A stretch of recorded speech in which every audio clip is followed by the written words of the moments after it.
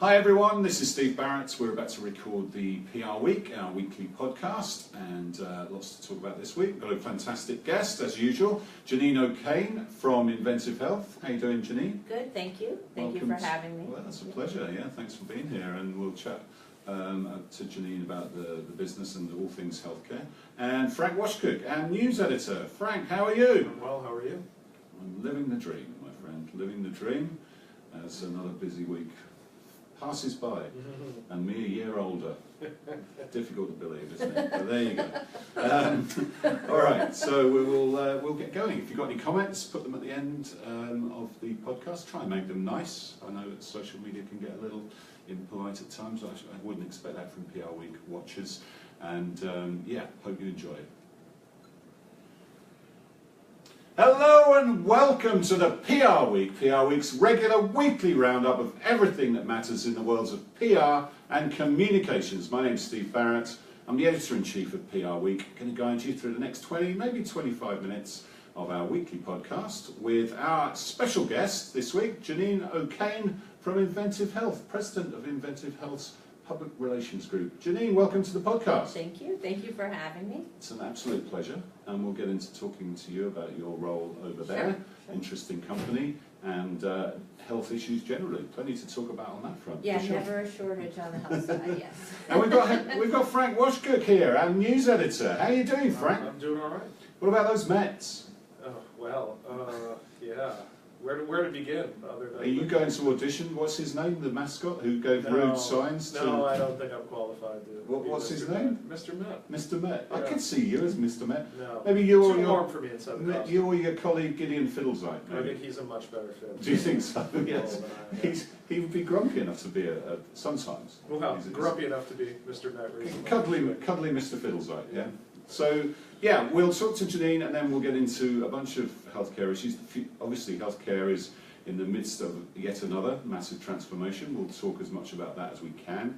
There was a case this morning where some drug companies have been got involved in a lawsuit over opioids. So we'll talk about that issue generally. Big problem in America, the sort of abuse of opioids and you know what are the responsibilities of drug companies within that. We had our Hall of Femme event this morning, which is great celebration of female leadership in PR. We'll talk about that. Another sort of holding company health offering has changed, and they're all sort of deploying their forces in different ways, so we'll talk about that. And we'll talk about LGBT Pride Month and a late-breaking story for you, exclusive to you, especially on Facebook Live, those of us watching live. So you'll get that at the end of the podcast. So let's get into talking with you, Jeanine. Sure. inVentiv Health PR Group kind of came out, we probably knew the company as Chandler Kiko originally. Explain how it all fits together, because there are various parts, aren't there, and what the evolution is now of the modern business that you kind of lead. Sure. So I think people who've been in the business for a while remember sort of the Chandler Chico agency. Is it Chico or Kiko? I can never... I say Chico. Do you? Okay. Yes. But, I mean, you say tomato, I say tomato. Well, that I do, exactly. yes. Yes. So through a series of different acquisitions, the inVentiv PR group actually has the Chandler Chico Agency, or CCA, and then back in the day they actually created Biosector 2, which was intended to be their conflict shop, and Biosector 2 has gone on to do great award-winning work and very much stands on their own. And then there is a third agency in the mix, Chamberlain. So those three agencies operate independently, and I have the good fortune of overseeing the three agencies. And then we sort of took an interesting model, and we have sort of like a subject matter expert approach.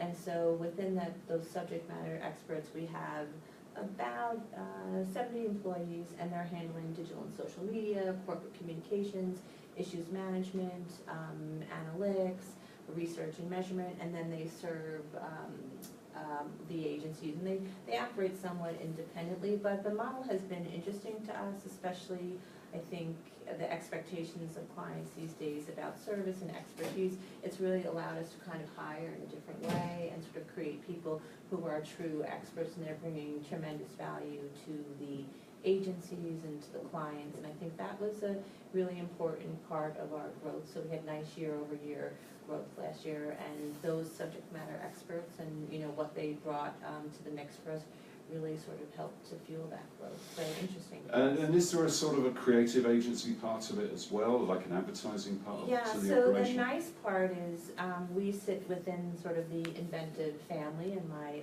brothers and sisters, so to speak. So we have access for, you know, shops our size. We have access that I think others can't provide. So we have advertising partners, and we have partners on everything health. So just, I should say that we're sort of all health all the time. And so we have access to the advertising agencies, whether it be their creatives or their account people.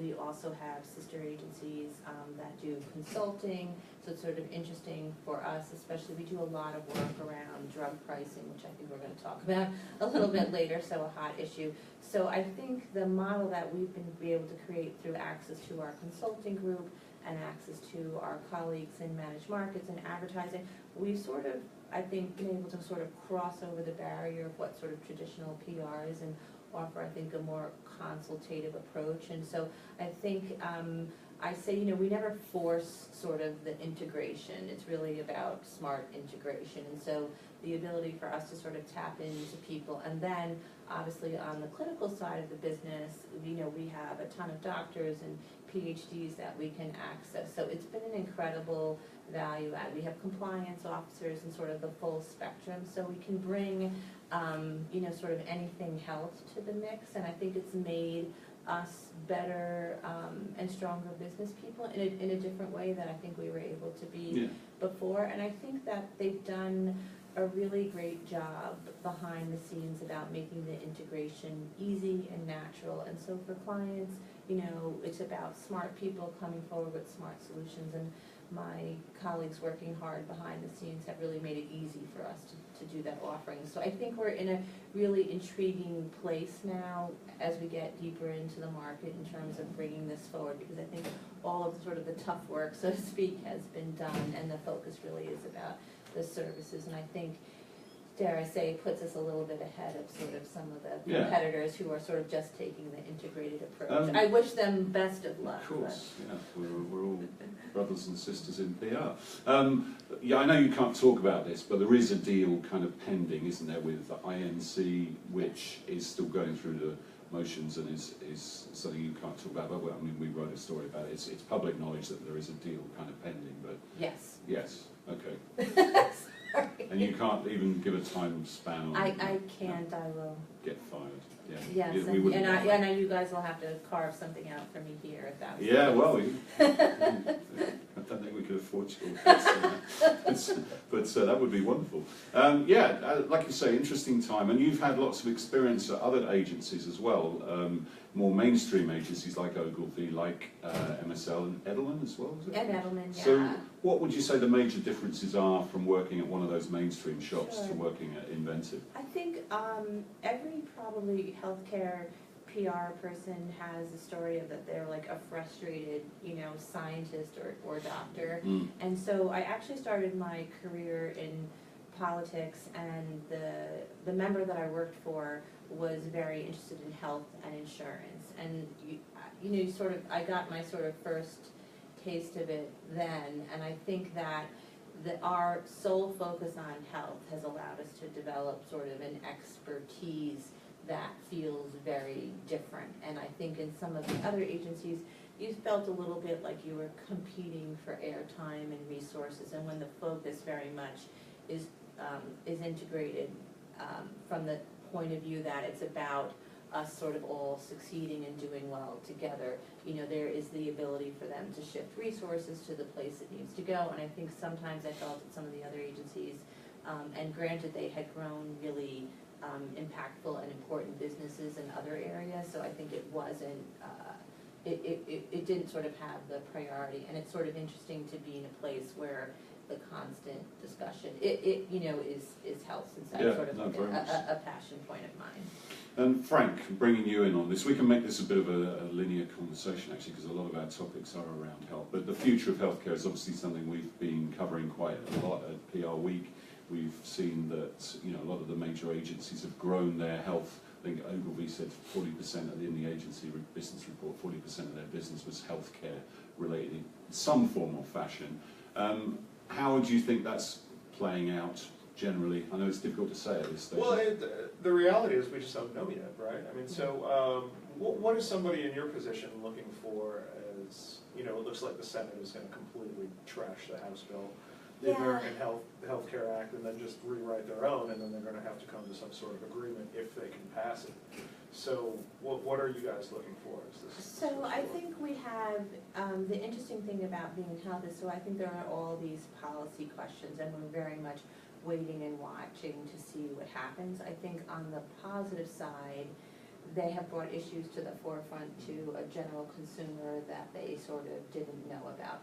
But obviously in terms of sort of where it stands with the with healthcare, I definitely am concerned about, I think right now sort of the holdout is about some of those, CSRs that go back to some of the states, and that uncertainty is causing a tremendous amount of flux, and I think we've already seen some systems sort of walk away from places that they were serving, and we're going to see rates go up, and obviously... For the layperson, what's a CSR? Those are the reimbursements, and and if you go back to think about what was going on in Obamacare, those reimbursements were being guaranteed by the executive branch, and that's no longer, in fact, in place. And so what's happened is a lot of those companies now are sort of worried about sort of the cost and what it's going to mean, and that uncertainty, like in any marketplace, has created concern about where things are going to land. And so I think that there is the potential for certainly the rates to go up, and we've seen some folks have already sort of stepped out of the game in certain places. So I think I'm concerned about the ability and access that people are going to have to care and to insurance. So I think there's sort of that dynamic going on, and at the same time, I think there's those other interesting dynamics that are happening in health in general that are also causing the market to grow and change and a shift that, in a way, like we never thought. And technology alone, I think, is one of those. I mean, we do a lot of clinical trial recruitment work, and we're seeing that there are situations now where folks can, don't even have to be present in terms of the clinical trial. They can use a monitor or tracker to sort of track their statistics back in, and I think mobile healthcare is going to really change the dynamics. So I think all of those things together are what make it feel kind of exciting and different, and I think it's an interesting time to be a physician with all the things that are going on, and the dynamic of the doctor and the patient, and there is a push and through some to have more like value-based models for physicians, so that would be paying physicians based on outcomes. So it's like a really, for sort of a science policy wonk, because I started my career in politics, it's a very interesting place to be because there's so much kind of going on. How does it affect the way your clients are communicating in that sort of uncertain environment? Does it mean they kind of batten down the hatches and don't do so much, or does it actually mean they really need to communicate more? Yeah, it's actually the latter. Which is good for you. Yes. But right, the first reflex is certainly to sort of like hunker down. But even when we have clients who are dealing with pricing challenges, we tell them today it's more important than ever to really be able to talk and articulate the value of your product and service. Not so different, right, for areas outside of healthcare, but really being able to talk about that openly, and obviously transparency and having an open discussion about pricing and what that looks like. We're seeing clients are doing that much earlier on in the game. Yeah. We saw a story this morning, Frank, of some drug companies getting involved in a lawsuit over opioids. I think it was in Ohio. I don't know how big that is, but but the opioid addiction issue is massive in this country, isn't it? And it's really, it doesn't really get as much exposure as it possibly should. What do you? Maybe either of you on this really. How should the companies? One, how should the companies be communicating who make painkillers? But two, what can the industry do to sort of promote safe usage? I spoke to someone this morning actually who said actually it's a prescribing problem as as much as a drug company. Well, they did work for a drug company, but yeah. Any thoughts on that sort of issue? Frank, have you got any thoughts, or is it? I should pass this one on, because Okay. you're the Yeah. expert, and you actually know how these things work a bit more from the inside. So I think I think what, I guess my first message is, I think what gets lost in because it certainly is, without a doubt, a huge public health issue, the abuse of opioids, and we're reading about it all the time. But I guess I would want to make the point that there are patients, pain and treatment of pain isn't a universal thing, so there are patients who need access to these products to sort of be able to live their lives, and I think maybe that gets a little bit lost in it.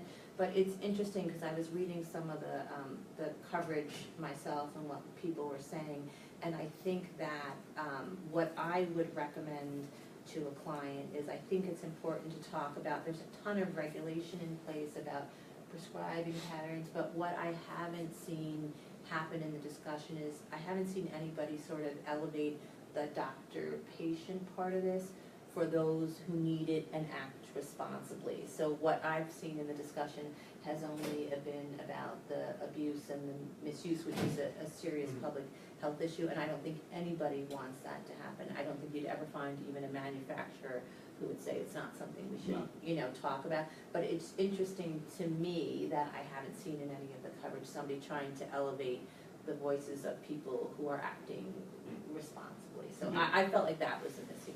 Yeah, and maybe what to do with leftover drugs when if you've had an issue, maybe a procedure, and you needed some painkillers, and you often get left with a big jar full of them, don't you?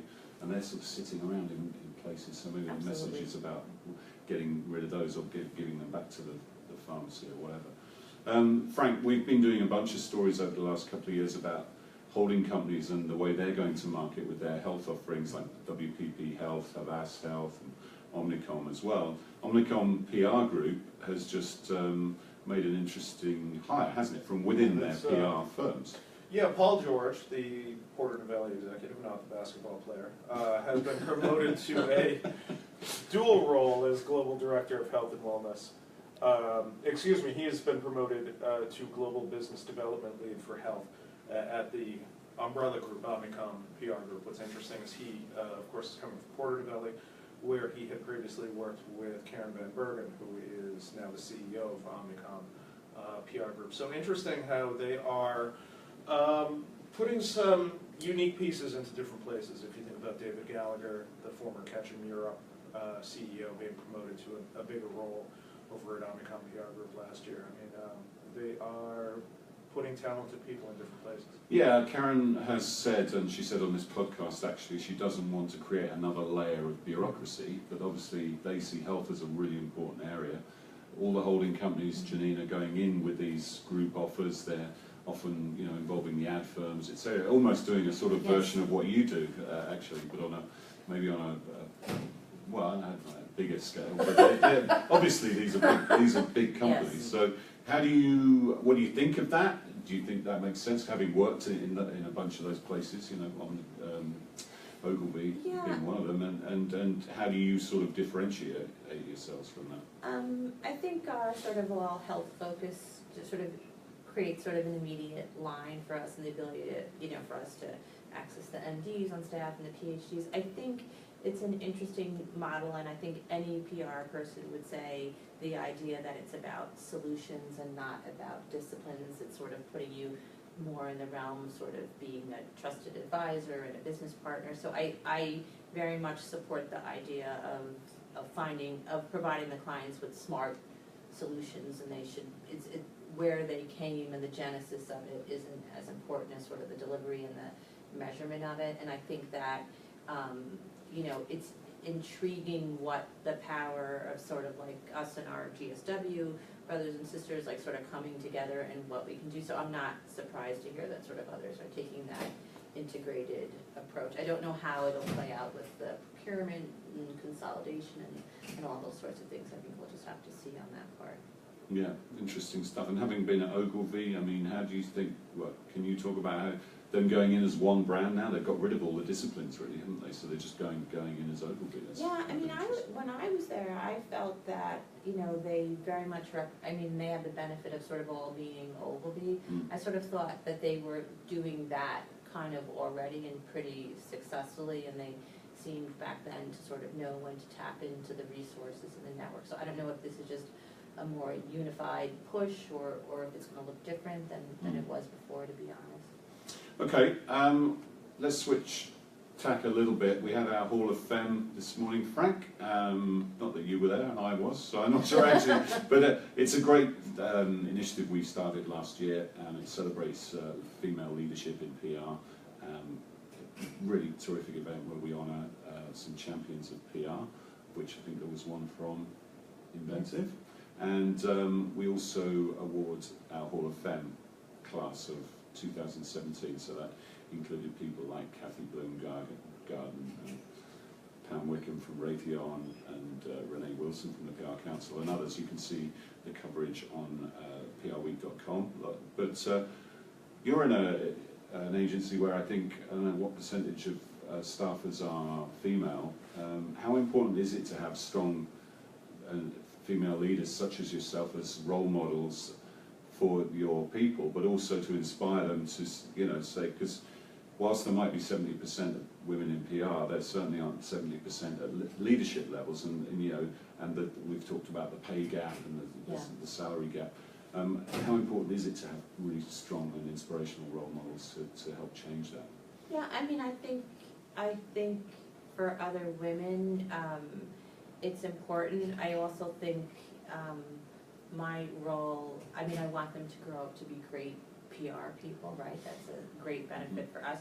But I think I also feel like I have a bit of a responsibility. I want them to grow up to be, you know, act with integrity and to be good business people. So I think it's terrific for them to see other women do that. And I think especially women have questions about sort of how do I sort of navigate my family and all of the issues and other things I deal with in the workforce. So I think it's terrific for them to see paths that other women leaders have taken and you know, decisions that they have made. And I know that I think it provides a situation where they feel comfortable talking about it, and they can kind of see the flexibility in the roles. And yeah. You coming up through the ranks as a PR person, you must. There were some incredible stories this morning of people, things that kind of behaviour from executives, usually male executives, which really inspired some of the women to right. I'm going to change this. This is going to change. And some of the Hall of Fame honorees actually said, you know, we need to do more. We need to stop talking about it, and it needs to just change. You know, we can't keep saying this is gradually evolving, that they want their children to grow up in an environment where there is equal pay, where there is equal opportunity. But were there any times or any specific instances that stood out for you over the years where you know, it really was sort of unfair or unfair treatment or discriminatory? I think it's interesting. I think it's toughest for young women who are entering the field. I think there were many a time where, you know, people would ask me if I was somebody's assistant, and I think I worked in agencies that had such great, strong, powerful women leaders, like you mentioned Renee, and Renee was somebody I had the opportunity to work with, and I think that always felt a little bit like discongruent to, like, you're like sort of, wait, this is a place that really sort of celebrates and does all that. So I think every young female in this business has had those moments of sort of, you know, somebody not understanding the importance of their role. And I think, you know, I always felt like the message back was sort of, you know, sort of prove them wrong, show sort of your thinking and your strong skills, and that's certainly the message that we deliver back. But I don't ever remember, you know, feeling like I was treated unfairly. There was one suggestion that women tend to get on with doing the work and getting on with it, whereas the guys tend to, you know, they're a bit more into the networking side, or they might, you know, have the golf game, or, you know, with the CEO, or they might be in the same gym as Yes. the CEO, and there's all this sort of stuff that's not really, it's difficult to measure, but it just kind of unconsciously sort of adds up over time. Who said that? I couldn't possibly. Who was it? Alison Who said that? Kansky behind the dials. It's a rather broad stereotype. Yeah, but you know, these stereotypes are there for a reason. Yeah. And Yes. you know, like it was one woman this morning, I can't remember which one, said, when I joined the firm, you know, I wanted to find the gym where the CEO didn't go, whereas the guys would find the gym where he did. You know, and it was small things like that that just sort of, then the relationship might grow, you know, the sort of Because relationship. would you guys say, I mean, I don't know, I think the business has sort of changed, and I think in terms of sort of the expectations about entertaining and things like, I don't think it's to the level that it was, you know, 20 years ago. I would certainly hope so. You know, you Yeah, so hear I from don't friends, know. I think, more of an equilibrium of football Yeah. nowadays, I think, or at least you hope that Yeah. that's it, you know.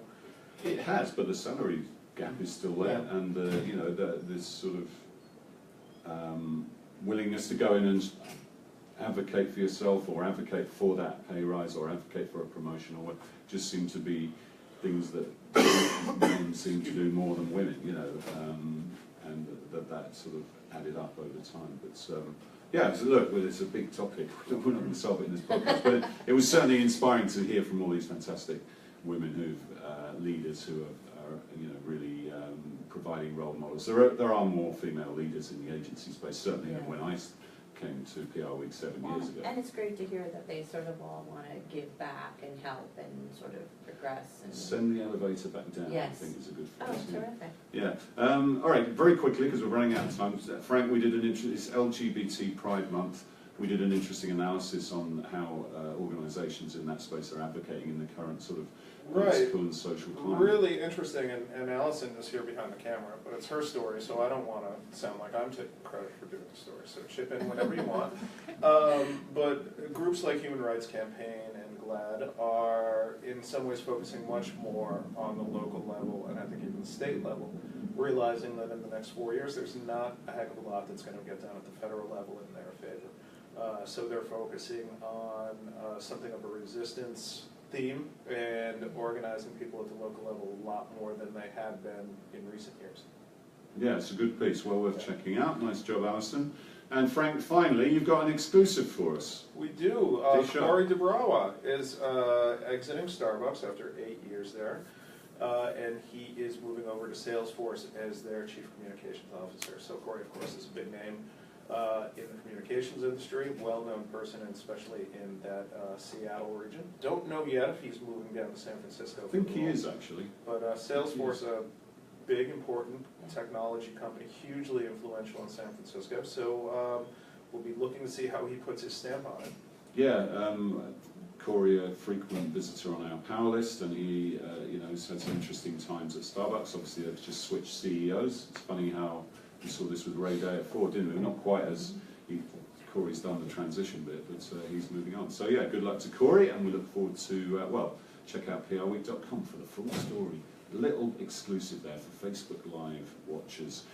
Finally, we're going to Cannes in a couple of weeks. Well, some of us are. It's a tough job. It's a tough job. Someone has to do it. That was well timed. I'm afraid on this occasion it's me. So I'll be taking the sun cream to keep my head from burning. But yeah, we've got a great program of events at our Cabana, which will be near the Palais on Le Croisette. And you can check out all our events at Haymarket at Cannes.com. And you should definitely, if you're going, come and see us in our Cabana, come to our party after the PR Lions. We have cocktails at 4 o'clock every day. The rest of the time we're working hard, What will honestly. we be doing? So yeah, Get me started. Jeanine, are you going to Cannes? I'm not going to Cannes this You year. went last year, I didn't you, went to the last year. health? Yes, and I also I was a Stayed on. visitor at your cabana. Yeah. Yes. I mean, that might not have come out the right way, but It's fun in Active yes, isn't it? it was terrific. And very educational. Yes. Yes. All right, listen, Jeanine, it's been great chatting with you. Thank you for for having me. coming onto the podcast, My and wish you pleasure. good luck. And that's all we got time for. We'll see you next time on the PR Week.